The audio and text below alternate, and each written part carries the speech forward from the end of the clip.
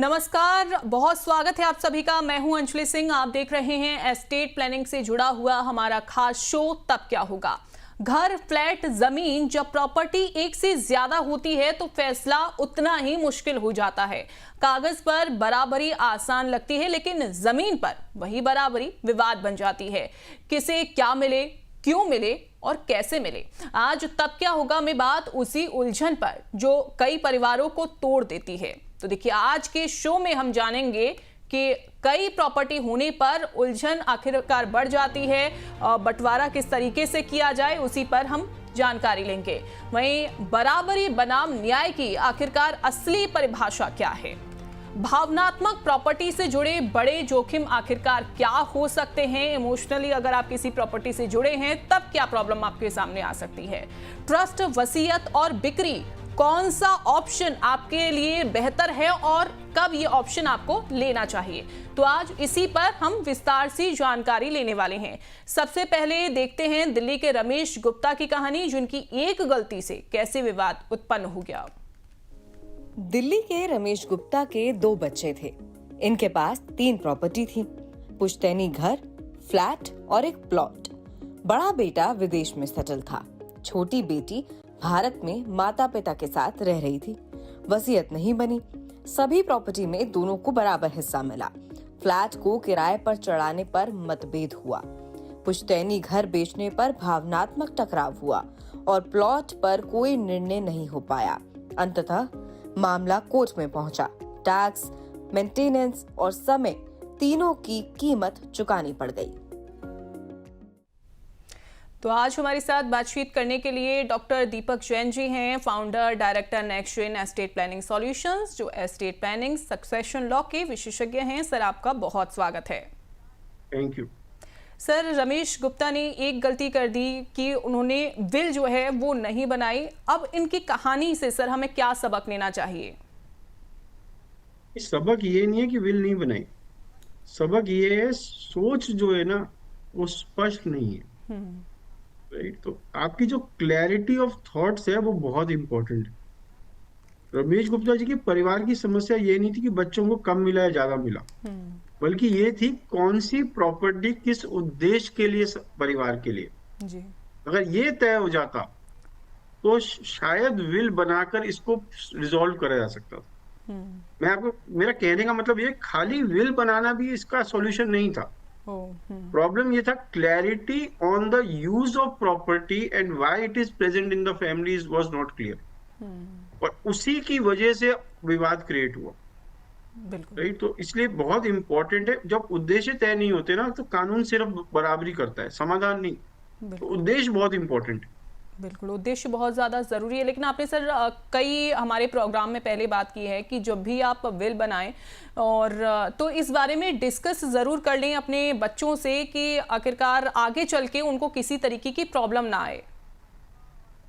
तो मैं हमेशा कहता हूँ, जो आप इनहेरिटेंस प्लान बनाओ, अपना विल का प्लान बनाओ, एस्टेट प्लान बनाओ, आपको एक ओपन मीटिंग में अपने परिवार को बताना चाहिए कि मैंने ये डिस्कस किया, मैंने ये तय किया है, और अगर मैं नहीं रहूंगा तो ऐसे ऐसे ये चीज बटेगी, इसके पास अधिकार होगा, इसके पास विरासत होगी, इसके पास कंट्रोल होगा, जो भी आपने डिसाइड। और इसे ओपन फैमिली मीटिंग में बच्चों को बताना चाहिए। और इस मीटिंग में थोड़ी विवादित बात लगेगी, पर फिर भी मैं कहता हूँ कि मुझे इसका पक्का विश्वास है, इस मीटिंग में आपके बच्चों के जो स्पाउस है उनका आना जरूरी है, क्योंकि उनकी रजामंदी के बिना, उनके एग्रीमेंट के बिना कोई भी एग्रीमेंट स्टैंड कर ही नहीं सकता। तो पूरे परिवार को एग्री होना पड़ेगा कि ये ऐसे होगा और हम सब ओके हैं इसके होने पे। बिल्कुल। और मैंने मैम बहुत बार देखा, जो असली लड़ाई होती है ना फैमिलीज में, वो पैसों के बारे में होती ही नहीं। वो होती है एक बच्चे को लगता है कि मेरे साथ हमेशा गलत किया गया, राइट, है ना, मेरे साथ हमेशा इन्होंने नाजायज किया है, दूसरे का फेवर किया। तो अगर पेरेंट्स अपने मुंह से बोलते हैं ना कि हम ये चाहते हैं, हमें ये अच्छा लगेगा और इस कारण से अच्छा लगेगा, वो आप देना चाहो तो दो, नहीं देना चाहो मत दो, पर वो जो क्लैरिटी है वो डिस्प्यूट को अवॉइड करती है। बिल्कुल। और मान लीजिए सर कि अगर शादी हो गई है और उसमें सिर्फ घर के बच्चों को ही बुलाया है, स्पाउसेस को अगर नहीं बुलाया है, तब भी सर प्रॉब्लम क्रिएट हो जाती है, क्योंकि बाद में उनमें आपसी मतभेद हो जाते हैं सर। मैम बिना स्पाउसेस के एग्रीमेंट स्टैंड ही नहीं करता। मैं लीगली बात नहीं कर रहा, मैं इमोशनली बात कर रहा हूँ, राइट?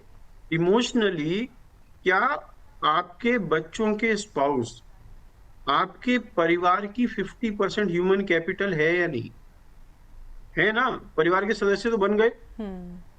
अब उनकी एग्रीमेंट के बिना क्या एग्रीमेंट होल्ड करेगा? आप खुद सोचिए। तो बहुत जरूरी है कि आप वो एग्रीमेंट ऐसा क्रिएट करें जो सबको मान्य हो। बिल्कुल। तो ओपन मीटिंग बहुत ज़्यादा ज़रूरी है जब भी आप विल बनाएं। सर मान लीजिए किसी परिवार के पास एक नहीं बल्कि कई प्रॉपर्टी हैं, किसी के पास घर है, फ्लैट है, ज़मीन है, तब क्या होगा जब इन बच्चों में बांटने की इनको बारी आ जाए सर? किस तरीके से बांटा जाए? मैम कई प्रॉपर्टी का होने का मतलब क्या है? कई अलग अलग फैसले, राइट? जैसे घर रहने और भावनाओं से जुड़ा होता है, बिल्कुल। फ्लैट आमदनी देता है, रेंट देता है, और जमीन भविष्य की उम्मीद होती है। गलती तब होती है जब परिवार तीनों को एक जैसा मान लेता है, राइट? तो आपको सबसे पहले देखना है इस प्रॉपर्टी का पर्पस क्या है, जो मैंने पहले कहा था, ये किस लिए हमारे पास है और मेरे किस बच्चे की क्या जरूरत है। एक बच्चा ऐसा है जिसपे रनिंग इनकम बहुत अच्छी आ रही है, तो उसको मैंने प्लॉट दे दिया कि भाई फ्यूचर में तुझे पैसा मिल जाएगा। एक बच्चा ऐसा है जिसकी रनिंग इनकम ही नहीं है, तो मैंने जो रेंट बियरिंग प्रॉपर्टी है वो उसको दे दी। एक बच्चा ऐसा है जिसको रहने की प्रॉब्लम है, तो मैंने उसको घर दे दिया। तो सबसे पहले तो आपको देखना पड़ेगा मेरे बच्चे की जरूरत क्या है और ये प्रॉपर्टी किस उद्देश्य से काम कर रही है। ये पहली चीज है। दूसरा, जब आपके पास मल्टीपल प्रॉपर्टीज होती हैं तो जो इक्वालिटी है वो करनी बड़ी मुश्किल है। अब इसमें कुछ कुछ मैं आपको प्रॉब्लम्स बताता हूँ। सपोज मेरे पास 3 प्रॉपर्टीज हैं और मेरे 3 बच्चे, और मैं चाहता हूं कि मैं अपने तीनों बच्चों के साथ न्याय करूं और उनको बराबर संपत्ति देके जाऊं। तो मैंने देखा कि जो तीनों प्रॉपर्टी है उनकी वैल्यू सेम है, तो मैंने एक बच्चे को एक प्रॉपर्टी दे दी, दूसरे को दूसरी दे दी, तीसरे को तीसरी दे दी। आज की डेट में तो ये इक्वल है, मेरी डेथ तक क्या ये इक्वल रहेंगे? प्रॉपर्टी ए है वो डबल हुई, प्रॉपर्टी बी है वो ट्रिपल हो गई, प्रॉपर्टी सी जो है वो 4 गुनी हो गई। तो क्या एक बच्चे को नहीं लगेगा मेरे साथ गलत हुआ? बिल्कुल। तो आपको इक्वालिटी कब इंश्योर करनी है? अपने डेथ के टाइम, अभी नहीं, राइट? तो जब प्रॉपर्टी अलग ज्यादा हो तो उनका डिवीजन जो है ना वो बहुत महत्वपूर्ण हो जाता है और बहुत पेचीदा हो जाता है। अब इसका मैं एक और आपको डाउन साइड देता हूँ। इसका एक तरीका क्या है कि हर एक बच्चे को 1/3 दे दो हर एक प्रॉपर्टी में। एक तरीका ये भी हो सकता है, पर उसमें जो को ओनरशिप की प्रॉब्लम्स है ना वो क्रिएट हो जाती है। अब तीनों ओनर हैं, अधिकार सबका है, जिम्मेवारी किसी की भी नहीं है। बिल्कुल। हर आदमी सोचता है दूसरा देखेगा इसको, वो भी तो ओनर है, राइट? तो जब मल्टीपल प्रॉपर्टीज होती है और मल्टीपल इनहेरिटर्स होते हैं, तो ये जो इनहेरिटेंस है ये बहुत पेचीदा हो जाती है। बिल्कुल। सर मान लीजिए ओपन मीटिंग की, उस टाइम पे तो बच्चे एग्री हो गए कि ठीक है हमें क्योंकि बच्चों में किसी तरीके का कोई मनमुटाव नहीं है, तो बच्चों ने एग्री कर लिया कि ठीक है हम अब हमें किसी तरीके का कोई प्रॉब्लम नहीं है। लेकिन कुछ सालों बाद आपस में किसी तरीके का मतभेद हुआ, तब क्या सर उस मतभेद को भविष्य में किसी तरीके का कोई और ज्यादा प्रॉब्लम ना क्रिएट कर दे, तब क्या पेरेंट्स को 1/3 वाला ऑप्शन ही अपनाना चाहिए या फिर कोई और ऑप्शन भी है? सबसे इंपॉर्टेंट ये है कि जो आप फैमिली एग्रीमेंट क्रिएट करो उसको रिटर्न करो और सारे बच्चों के साइन लो उस पर, जिससे कि लीगली ये एक एनफोर्सेबल एग्रीमेंट हो जाए। जो आपने कहा ना कि बाद में विवाद क्रिएट कर सकता है, तो एक बार अगर आपने फैमिली एग्रीमेंट प्रॉपरली क्रिएट कर कर सारे बच्चों का एग्रीमेंट लीगली उस पर दर्ज करा लिया, तो लीगली विवाद क्रिएट करना बहुत मुश्किल हो जाएगा, राइट? भावनात्मक रूप से भी विवाद क्रिएट करा जा सकता है, राइट? तो आप उसको एंश्योर करो ना कि फ्यूचर में विवाद ना हो। हाँ, अगर विवाद होता है फ्यूचर में तब भी, या आप उससे बचना चाहते हैं, तो ट्रस्ट में डाल दो प्रॉपर्टी। प्राइवेट फैमिली ट्रस्ट में तो प्रॉपर्टी पे विवाद हो ही नहीं सकता, क्योंकि ओनरशिप और कंट्रोल आपने अलग अलग कर दिया, तो विवाद से आप बच जाओगे, राइट। तो आपको सोचना पड़ेगा कि मैं अपने बाद इनहेरिटेंस छोड़ के जाना चाहता हूँ या मेस छोड़ के जाना चाहता हूँ। तो अगर इनहेरिटेंस छोड़ के जाना चाहते हैं तो उसको उसमें क्लैरिटी क्रिएट करिए, स्ट्रक्चर्स बनाइए, एग्रीमेंट क्रिएट करिए, उससे क्लैरिटी क्रिएट होती है। बिल्कुल सर, कुछ लोग सोचते हैं कि एक बच्चा है, प्रॉपर्टी भी एक है, मामला तो सुलझ ही गया है, किसी तरीके को कोई प्रॉब्लम नहीं आने वाली है। क्या रियल लाइफ में भी क्या रियल लाइफ में सर ऐसा क्यों नहीं होता है कि मान लीजिए प्रॉब्लम आए ही नहीं कभी? नहीं, अगर एक बच्चा है और एक प्रॉपर्टी है, इनहेरिटेंस तो बड़ी क्लियर है, राइट। तो उस एक बच्चे को वो एक प्रॉपर्टी मिल जाएगी, जबकि आपके जो लीगल हेयर्स है ना, वो आपकी मदर, वाइफ और बच्चा तीनों हैं। बिल्कुल, राइट। तो अगर बच्चा एक है तब भी ये 1/3 ईच जाएगा, राइट। हाँ, जो वाइफ के बाद मोस्ट ऑफ ये प्रॉपर्टी आपके बच्चे पास जाएगी, मदर वाली पार्ट जो है वो मदर के लीगल हेयर्स में चला जाएगा। तो असल जिंदगी में लीगैलिटी भी कुछ अलग हो गई। दूसरा, सपोज आपके बच्चे को ये प्रॉपर्टी मिल भी गई, राइट, खाली उसी को मिल गई, मिलने के बाद क्या होगा? क्या वो इस प्रॉपर्टी को प्रॉपरली मेंटेन कर पाएगा? क्योंकि प्रॉपर्टी एस्टेट नहीं, जिम्मेदारी भी है ना, है ना। तो जिम्मेदारी क्या वो निभा पाएगा? क्या उस प्रॉपर्टी को वो प्रॉपरली सुरक्षित कर पाएगा? ये सारे क्वेश्चंस हैं। क्या कल को उसके ऊपर जो रिस्क आ रहे हैं, उसके अपने स्पाउस से प्रॉब्लम हो गई, उसके पास क्रेडिटर से प्रॉब्लम हो गई, उस पर कोई लीगल लायबिलिटी आ गई, क्या उससे आप सुरक्षित कर पाओगे? तो खाली ये सोचना कि मेरे एक ही बच्चा, एक प्रॉपर्टी है, इसलिए मुझे इनहेरिटेंस प्लानिंग की जरूरत नहीं है, नहीं, ऐसा नहीं है।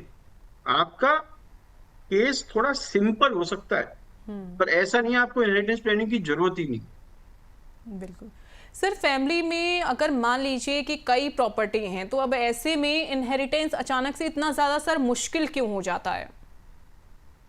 क्योंकि भविष्य के फैसले जो है ना, पहले तय नहीं किए जा सकते। बेचना, रखना, किराए पर देना, रीडेवलपमेंट करना, हर प्रॉपर्टी आगे जाकर ये सवाल पूछेगी, और इन सवालों को माता पिता सुलझाते नहीं है।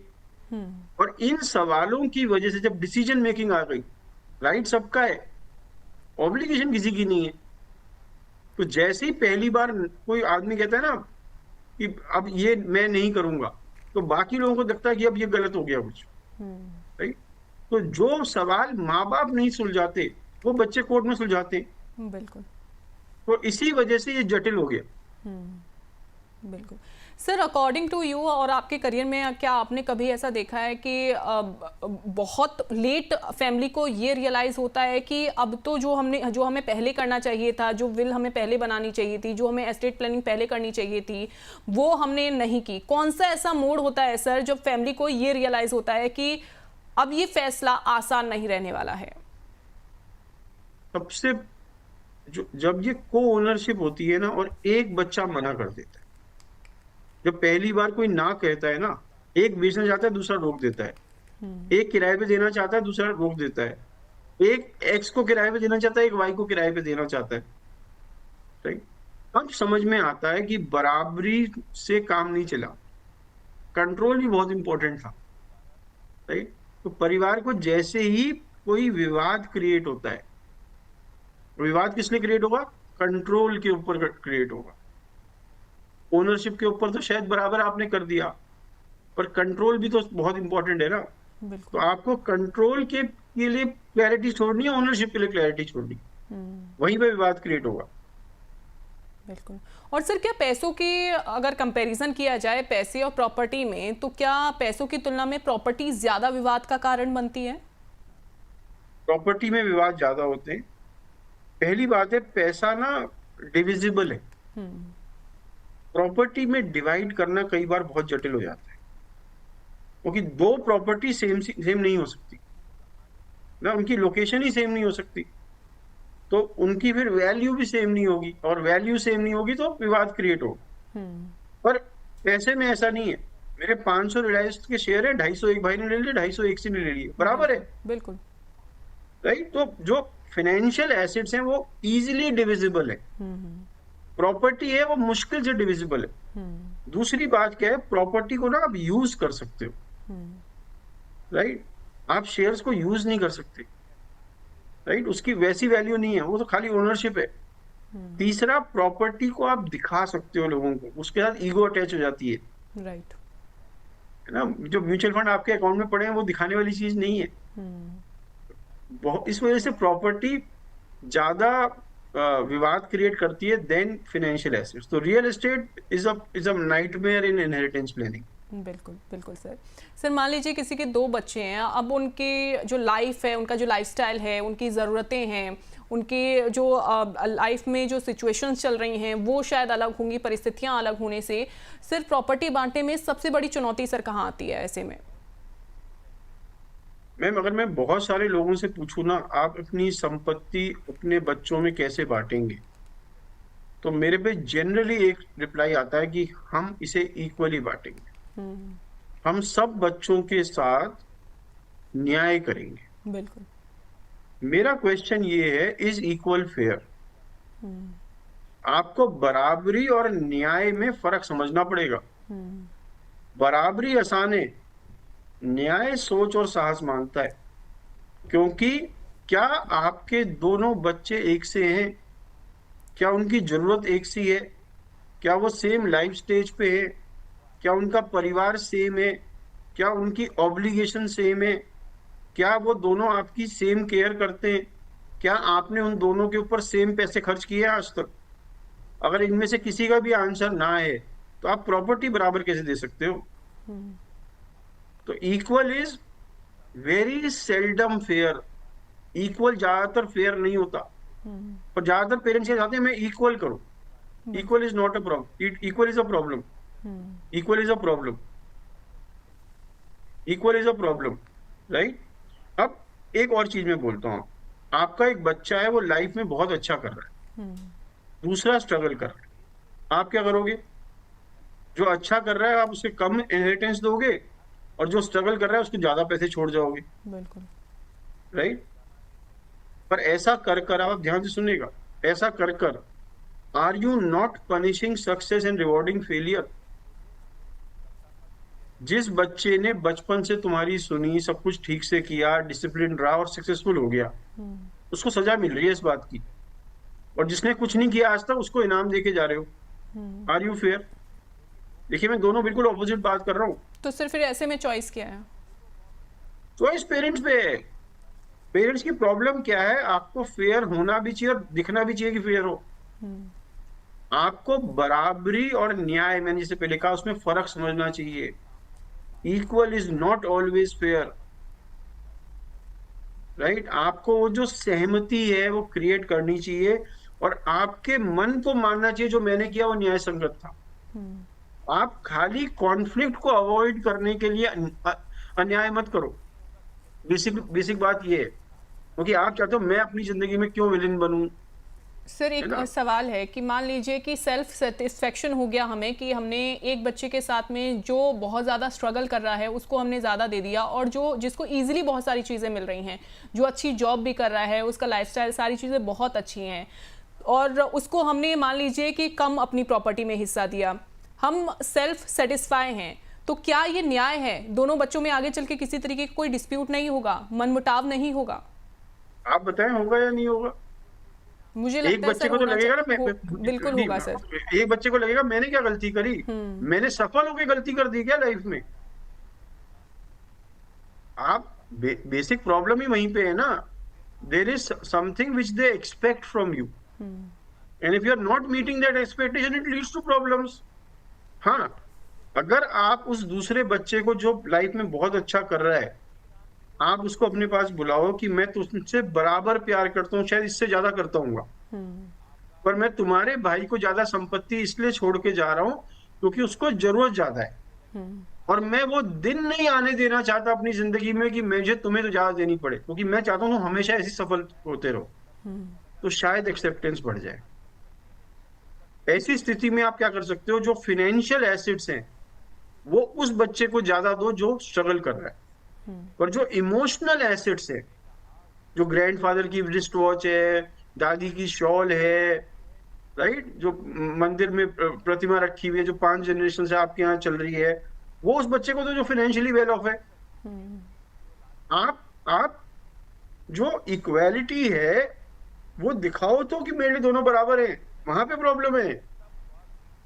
बिल्कुल बिल्कुल, communication is the key sir. अगर सही तरीके से वो कम्युनिकेट Right. किया जाए तो मुझे लगता है आगे डिस्प्यूट नहीं होंगे।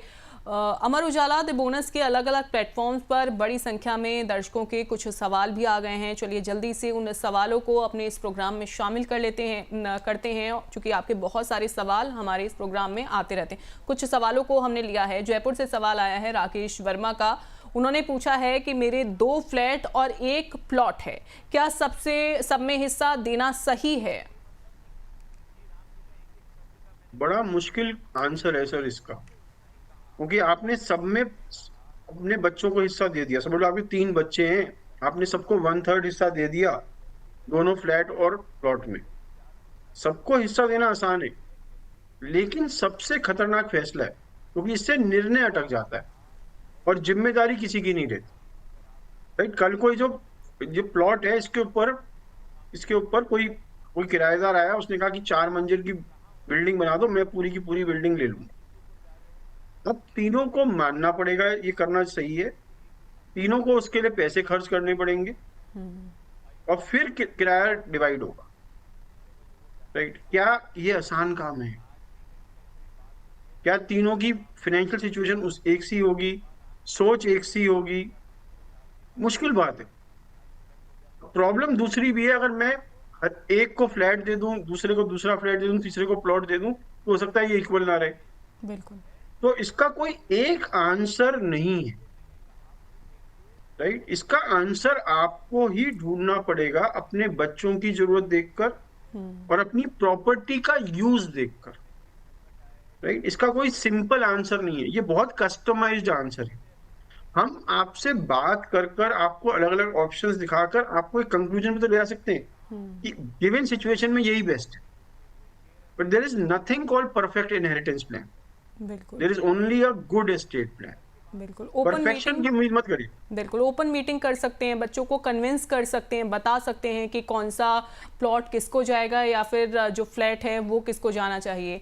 मुंबई से सवाल सर स्मिता शाह का। इन्होंने पूछा है क्या इमोशनल घर एक ही बच्चे को देना गलत होगा? नहीं, गलत नहीं होगा। इमोशनल घर बराबरी पर नहीं, जिम्मेदारी पर दिया जाना चाहिए। कौन संभाल सकता है वही उसका सही वारिस है। राइट, तो ये बेसिकली फैसला भी इमोशनल होना चाहिए ना, ये लीगल क्यों होना चाहिए? अब आपका एक गांव में घर है जिसकी आपके लिए फाइनेंशियल वैल्यू 0 है, इमोशनल वैल्यू बहुत हाई है, और आपको लगता है कि मेरा ये वाला बच्चा तो इसको संभाल लेगा, बाकियों को दूंगा तो वो बेच देंगे, तो उसको देके जाओ जो संभाल लेगा। क्योंकि आपके लिए continuity of that property in family is more important than any other thing. या आप एक प्राइवेट फैमिली ट्रस्ट बनाओ, किसी को भी मत दो ओनरशिप, सबको खाली कंट्रोल दो, तो उससे वो घर भी बचा रहेगा और ओनरशिप किसी के पास जाएगी नहीं। राइट ही नहीं है सेल करने का, खाली इस्तेमाल करने का राइट दे दिया आपने। तो उस तरीके के सॉल्यूशंस आप निकाल सकते हो। पर अगर आप कहते हो एक ही बच्चा मेरा इस लायक है कि वो इमोशनली इसका ध्यान रख पाते तो उसी को दो, इसमें कोई गलती नहीं है। बिल्कुल। अनिल कुमार पटना से इन्होंने पूछा है सवाल कि क्या वसीयत के बिना बंटवारा सुरक्षित है? वसीयत नहीं बनी है तो? वसीयत के बिना जो बंटवारा है कानूनी हो सकता है, सुरक्षित नहीं, क्योंकि कानून बराबरी करता है, परिवार की वास्तविकता या परिवार की चाहत नहीं देखता। वसीयत में आप परिवार की वास्तविकता, जरूरत, चाहत सब कुछ लगा सकते हो। बिल्कुल। और अपनी इच्छा से अपने परिवार के अनुरूप इसका बंटवारा कर सकते हो। तो ये बहुत जरूरी है कि आप एक प्रॉपर विल बनाए और अपनी फैमिली के हिसाब से विल बनाए। बिल्कुल। मान लीजिए सर विल बना ही नहीं है, तो क्या अगर हम इसका एक आंसर देखें कि सेफ है या नहीं, तो सर फिर आप क्या कहेंगे? मेरे हिसाब से तो बहुत अनसेफ है, क्योंकि ये प्रॉपर्टी उन लोगों पे जाएगी जिनको आप देना नहीं चाहते, उतनी नहीं जाएगी जितना आप देना चाहते थे उस व्यक्ति को, उस समय नहीं जाएगी जिस समय आप देना चाहते थे। तो ये तो आपके कंट्रोल के बाहर हो गया। बिल्कुल। तो ये अनसेफ हो सकता है ऑप्शन चुनना। अगला बहुत सारे सवाल देखिए आपके आए हैं, लेकिन अब आप अपने सवाल कैसे पूछ सकते हैं वो हम जानेंगे कि क्या प्रोसेस है इसका। देखिए मैं आपको बहुत छोटा सा प्रोसेस बता देती हूँ। एस्टेट आपको लिखना है और उसके बाद आपको सवाल अपना भेज देना है 9354027995 पर, और उसके बाद आप अपना सवाल हमको व्हाट्सएप के जरिए भेज सकते हैं, फेसबुक के जरिए और इसके अलावा एक्स हैंडल के जरिए और यूट्यूब के जरिए भी आप अपना सवाल हम तक पहुँचा सकते हैं और आपके सवालों को हम अपने इस प्रोग्राम में जरूर शामिल करेंगे। कई परिवार सभी बच्चों को सर हर प्रॉपर्टी में हिस्सा दे देते हैं। उनको लगता है कि इक्वली हम डिवाइड कर देते हैं और किसी तरीके की आगे प्रॉब्लम जो है वो नहीं आएगी। अब ऐसे में आगे चल के सर कौन कौन सी प्रॉब्लम आ सकती है? मैंने ये प्रॉब्लम्स पहले भी बताई। पहली प्रॉब्लम है सबको इक्वल दे देते हो तो अब जो फैसला है वो सबको लेना पड़ेगा, तो जो डिसीजन है वो अटक जाते हैं। कई बार जिम्मेदारी कोई लेने को तैयार नहीं होता। राइट सबको चाहिए, पर जो मेहनत करनी है इस प्रॉपर्टी को मेंटेन करने की, उसकी वो लेने को कोई तैयार नहीं होता। वो कहता है कि मेरा जितना है उतना ही तुम्हारा भी तो है, और इस वजह से विवाद क्रिएट हो जाता है। बिल्कुल राइट। तो आप हर एक प्रॉपर्टी में हर एक को हिस्सा दो, ये एक तरीके से इक्वालिटी तो क्रिएट करता है, पर ये डिसीजन पैरालिसिस क्रिएट कर देता है, वो प्रॉब्लम है। बिल्कुल सर, अगर कोई पेरेंट्स आज बंटवारे की योजना बनाने की सोच रहे हैं तो उन्हें इसकी शुरुआत सर कहाँ से करनी चाहिए? पहला स्टेप उनका क्या होना चाहिए? सबसे पहले अपने बच्चों की जरूरतों को मैप करो, उसके बाद अपनी प्रॉपर्टी का यूज तय करो कि ये परिवार में ये प्रॉपर्टी क्यों है, इससे मैं क्या हासिल करना चाहता हूँ, इसका एम क्या है। कहीं पर वो एम किसी बच्चे की जरूरत से मैच कर जाए तो प्रॉपर्टी उसको दे दो। अगर मैच ना करे तो हो सकता है प्रॉपर्टी को सेल कर वो फाइनेंशियल एसेट डिवाइड करना बेटर होगा। राइट। तो आपको बहुत स्पेसिफिक जाना पड़ेगा। पहले बच्चों की जरूरत, प्रॉपर्टी, उसकी एबिलिटी पे, उस प्रॉपर्टी का उद्देश्य क्या है, राइट, उसका फ्यूचर प्रोस्पेक्ट क्या है, राइट। उन सब चीजों को देखकर आप डिसाइड करोगे ना, इसको ये दे रहे हैं, इसको ये दे रहे हैं और इस तरह से दे रहे हैं। राइट। वो सारी चीजें आपको शुरू में देखनी पड़ेंगी, उसके बाद एक प्लान बन सकता है। बिल्कुल। और सर अगर हर बच्चे को अलग अलग प्रॉपर्टी दे दी जाए तो इस तरीके से इसमें किस तरीके की सावधानियां रखी जा सकती हैं? तो इसमें एक चीज जो बहुत मुश्किल है कि ये इक्वल नहीं हो। राइट। ये अनइक्वल ही रहेगी इनहेरिटेंस, क्योंकि प्रॉपर्टी सेम रेट से नहीं बढ़ती। बिल्कुल। पहली इसमें जो प्रॉब्लम आ सकती है। दूसरी प्रॉब्लम क्या है कि कुछ बच्चों को वो प्रॉपर्टी एक्सेप्टेबल नहीं हो। मेरी इच्छा तो एक घर की थी, मुझे मिल सी गया। राइट। तो आपने वो चीज है वो शायद इन्वॉल्व नहीं करा बच्चों को, या पूछा नहीं उस तरीके से। राइट। तो अगर आप अलग अलग प्रॉपर्टीज को अलग अलग बच्चों को देते हो तो भी प्रॉब्लम तो हो सकती है। बिल्कुल। क्या सर हर प्रॉपर्टी के लिए कुछ ऐसे सवाल होते हैं जिनका जवाब पहले से तय होना जरूरी है? मैंने वो सवाल वैसे बताए हैं। पहले तो इसका उपयोग क्या है, यूज क्या है, इसका कंट्रोल क्या है, कंट्रोल किसको देना चाहते हो, इसमें खर्च कितना आएगा इसको मेंटेन करने में, और भविष्य में इसका ट्रांसमिशन या ट्रांसफर कैसे हो। राइट। ये कितनी ट्रांसमिटेबल है, कि क्या कानून अलाउ करता है इसकी ट्रांसमिशन पे। ये चारों सवालों का क्वेश्चंस का आपको आंसर करना पड़ेगा हर प्रॉपर्टी के। तभी आप डिसाइड कर पाओगे कि किसको क्या दें, कैसे दें, कब दें और क्यों दें। बिल्कुल राइट। तो कुछ और सवाल देखिए सर हमारे दर्शकों के आ गए हैं, जल्दी से एक बार फिर से उन सवालों को हम शामिल कर लेते हैं। सूरत से सवाल आया है पूजा मेहता का। इन्होंने पूछा है संयुक्त मालिकाना आगे चल के क्यों समस्या बनता है? अगर आप जॉइंट प्रॉपर्टी क्रिएट कर देते हो, अपने बच्चों की जॉइंट ओनरशिप क्रिएट करते हो, तो अधिकार तो सबके पास होता है, जिम्मेदारी किसी के पास नहीं होती। मैंने इसे बार बार बोलता हूँ। हमें राइट टू इनहेरिट तो दे दिया, right to obligation to maintain कहाँ है? डिसीजन मेकिंग प्रॉब्लम क्रिएट करेगी, राइट? तो इस वजह से जो जॉइंट ओनरशिप है ना, शायद अच्छा ऑप्शन नहीं, और इससे फ्यूचर में जो चांसेस ऑफ कॉन्फ्लिक्ट है ना, वो बढ़ जाते हैं।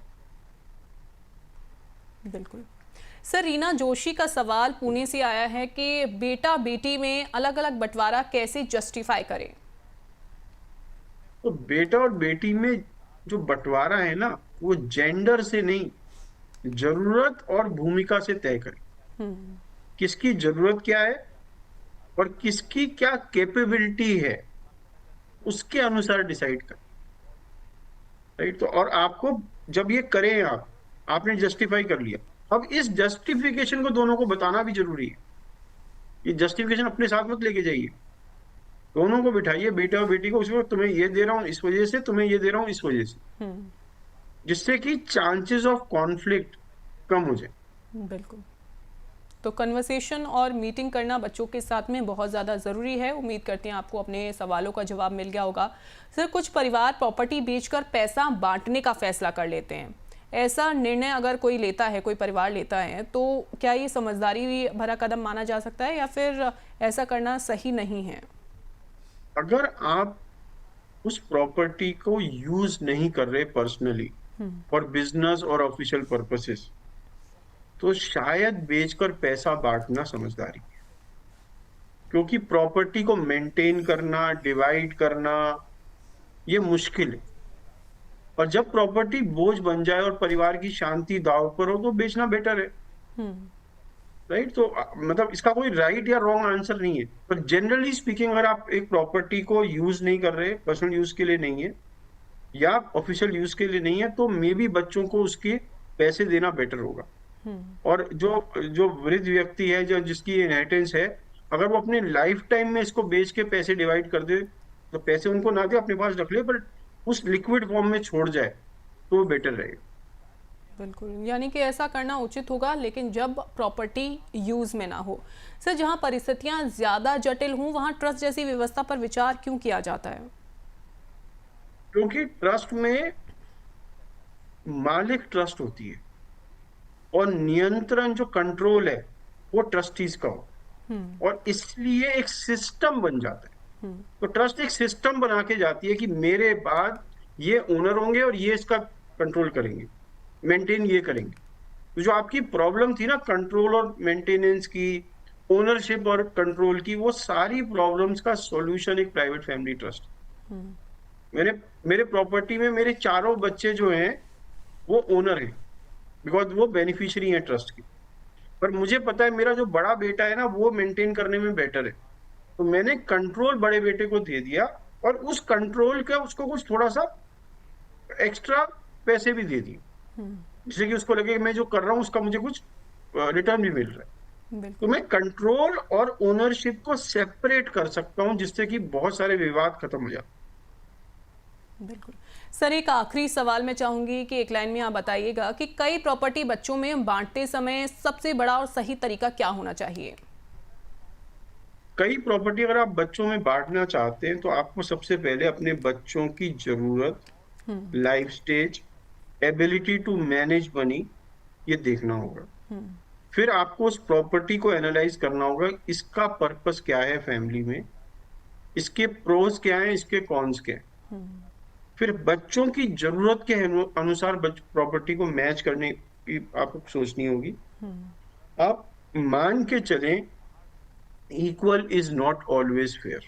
बिल्कुल, आप इक्वालिटी की तरफ ध्यान मत दीजिए, बच्चों की जरूरत और अपनी इच्छा पर ध्यान दीजिए। आपको फेयर खाली एक जने से होना है, और वो है अपने आप से। अगर आप अपने आप से फेयर हैं, तो सब कुछ अलाउड है। बिल्कुल। तो देखिए, कई प्रॉपर्टी अगर आपकी हैं तो आपको इन बातों का खास ख्याल रखना होगा, इन पॉइंट्स को आपको बिल्कुल ध्यान में रखना होगा कि ज़रूरतें आप देखें, प्रॉज एंड कॉन्स भी आपको पता होनी चाहिए। जो आप प्रॉपर्टी, कई सारी आपकी प्रॉपर्टी हैं और बच्चों में अगर आप उनको बांटने का प्लान कर रहे हैं तो। सर, बहुत शुक्रिया हमारे साथ जुड़ने के लिए। Thank you. तो देखिए, प्रॉपर्टी सिर्फ ईंट पत्थर नहीं, रिश्तों की परिभाषा होती है, परीक्षा होती है। सही एस्टेट प्लानिंग आज करें ताकि कल बच्चों के बीच सवाल ना उठें। अगली बार हम फिर हाजिर होंगे, तब क्या होगा में एक और न्यू टॉपिक के साथ।